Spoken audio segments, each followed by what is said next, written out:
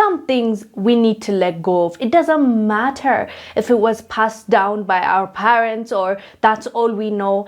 Wrong is wrong, right? So I was shocked to find this story about a lady that sued her enslaver and got compensated, and she won the battle, which is great. But her story is deeply heartbreaking, and the thing is, she's not the only one. This practice still goes on till this day in that in that society. And even though the government outlawed it, people still continue practicing that. The practice I'm talking about is enslaving young girls.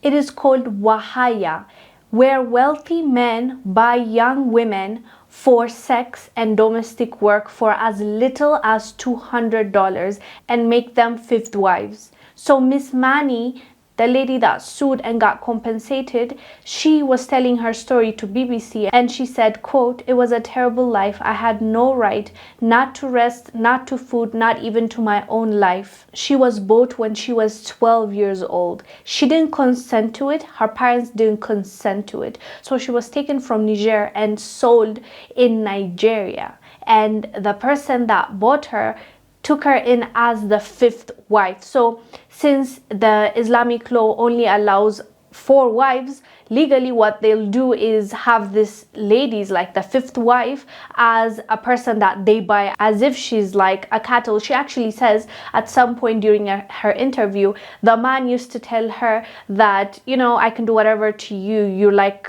I bought you, you belong to me. You're like this goat or this cow that I have. Like, this is in this day and age we're talking about. So they buy them and they use them as they please, whatever they need. And this goes on in this society till this day. Even though it's illegal, some still practice it. And this is why I said some things we just need to let go of. I know when we are told this is how life is supposed to be, or we take some habits from our parents, grandparents, great-grandparents, and we believe that's how it's supposed to go. But some things are not supposed to be continued. When you know better, you do better. And this clearly is not right. And I'm so happy that she went ahead. Her story is she escaped. He found her again, and the treatment got worse. Finally, she left him. She was able to escape.